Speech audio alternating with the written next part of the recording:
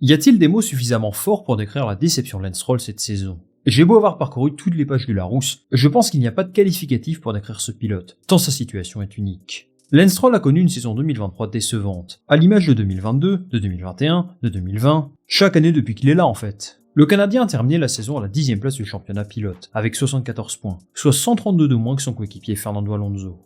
Un tel écart est-il surprenant au vu du niveau des deux pilotes? Pas vraiment. Mais quand on regarde la monoplace dont il a hérité, je m'attendais quand même à un duel un petit peu plus serré. Rappelons-nous qu'il s'est déjà invité sur le podium dans sa carrière, et le fait qu'il n'ait pas réussi ça cette saison, avec la meilleure voiture qu'il n'ait jamais conduite, ça veut dire beaucoup. Il faut tout de même mentionner que le championnat a commencé de la pire des façons pour lui. Souvenez-vous qu'il s'est cassé les deux poignets pendant l'intersaison, ce qui l'a privé de roulage pendant les essais de Bahreïn. D'ailleurs, sur cette course, il réussit à marquer des points malgré ses problèmes physiques, et c'est l'un des seuls moments de brillance de sa part cette année. Alors il a brillé à d'autres reprises, mais la réalité, c'est que Lance Stroll aurait certainement été renvoyé de n'importe quelle autre écurie après une saison comme ça.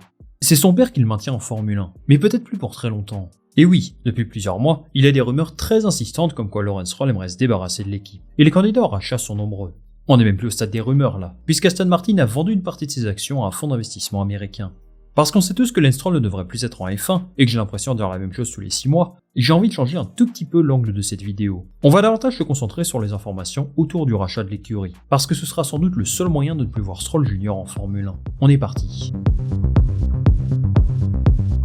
Partons déjà d'un constat très simple. Lance Stroll va poursuivre sa carrière en Formule 1 tant que son père sera là. Malgré son flegmatisme apparent, c'est un passionné de sport auto, et il a déclaré à maintes et maintes reprises qu'il souhaite continuer son petit bout de chemin dans la discipline. Ça fait 7 saisons qu'il est là, et oui, le temps passe vite, il n'a pas l'air de se lasser. Bon, comme j'en ai coutume dans cette série de vidéos, je vais quand même vous offrir une petite analyse sur sa saison.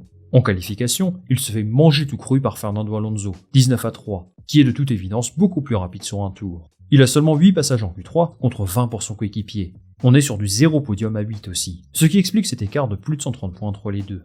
Côté point positif, il fait une super fin de saison qui améliore un petit peu son bilan. Au Brésil, il se qualifie 3ème, termine 5ème, puis termine encore une fois 5ème à Las Vegas, au terme d'une course où il a vraiment fait un super boulot. C'est un petit peu l'histoire de la carrière de Stroll. 90% du temps il est mauvais, et à un moment complètement aléatoire, il réussit à se motiver et à tirer quelque chose de sa voiture, histoire de nous rappeler qu'il est toujours là. À part ça, il y a beaucoup de négatifs. Globalement, il n'a jamais vraiment été dans le rythme d'Alonso, et cette configuration de monoplace ne mettait pas vraiment en valeur ses qualités. Jamais il ne s'est senti à l'aise dans sa voiture, et au final, ça donne l'une de ses pires saisons de sa carrière. Il faut quand même reconnaître qu'il a eu pas mal de malchance. En Arabie Saoudite par exemple, il doit abandonner sur problème mécanique. Au Japon, son aileron arrière fait n'importe quoi et son écurie met fin à sa course. D'ailleurs, son père a pris sa défense, jugeant que la moitié de sa saison est liée à des abandons, et qu'il n'a pas pu afficher son vrai potentiel. Là, il abuse un petit peu. C'est papa qui fait de la com pour son fils, et d'ailleurs je trouve que ça dessert Lance plus qu'autre chose. Lui qui devrait chercher à se détacher de l'image de son père, le voilà qui vient à sa rescousse, alors qu'il n'a rien demandé. Il faut reconnaître que Lance Stroll a eu de la malchance, mais malgré tout, il fait l'une des pires saisons de toute la grille. Franchement, souvenez-vous qu'Aston Martin avait une voiture extrêmement compétitive en début d'année, et il n'a jamais su en tirer quelque chose. On peut mettre en avant son accident, etc., mais on ne peut pas se cacher derrière ça. J'aurais vraiment aimé le voir briller davantage, comme à peu près chaque année je dirais. Lance Stroll a donc connu une saison encore plus décevante que la précédente. S'ils ont perdu la 4ème place au constructeur, c'est à cause de lui. Il a à peine un tiers des points d'Alonso, je ne sais pas si vous vous rendez compte. Les performances de son fils pourraient-elles amener Lance Stroll à vendre l'écurie? Peut-être pas à 100%, mais il a commencé à faire des manœuvres qui peuvent laisser paraître qu'il y songe. Le 16 novembre dernier, Stroll annonçait par un communiqué qu'il avait conclu un accord avec le fonds d'investissement américain Arctos Partners, en échange d'une participation minoritaire dans l'écurie Aston Martin. Je précise que ça ne concerne pas le constructeur automobile, mais seulement l'écurie de F1. On ne sait pas exactement quel pourcentage ça représente, mais selon le Financial Times, la valeur de l'équipe est aujourd'hui estimée à 1 milliard de dollars après ce rachat. Je ne sais pas vous, mais moi ça me rappelle un petit peu la stratégie d'Alpine. Alpine a vendu des parts à des consortiums d'investisseurs, principalement composés de sportifs et de célébrités, comme Ryan Reynolds ou encore Anthony Joshua. L'objectif, c'est de bénéficier d'un soutien financier accru, de plus de visibilité sur le marché américain notamment, et de profiter de l'expertise d'entreprises habituées à travailler avec des athlètes de haut niveau. Pour Lance Stroll, c'est un petit peu pareil. Arctos travaille par exemple avec des franchises de NBA, de NHL, et sur le papier, ça apporte pas mal de réseaux de contacts qui peuvent faire rayonner la marque sur de nouveaux marchés. Est-ce une façon de faire monter la valeur de son équipe pour la vendre au plus offrant? C'est possible. On parlait il y a quelques semaines d'une proposition de l'Arabie Saoudite, qu'on sait extrêmement active dans le monde du sport, et les liens sont déjà établis entre les deux. Aramco est leur sponsor titre, donc ils ont déjà un pied dans l'écurie. Et on a vu les pilotes faire des événements marketing à Jeddah cette année, donc oui, cette éventualité existe. Pour moi, ça ne se produira que dans 2 scénarios. Scénario numéro 1, Lance Stroll n'atteint pas son objectif de devenir champion du monde d'ici à 2026. Scénario numéro 2, Lance Stroll décide de partir de son propre chef.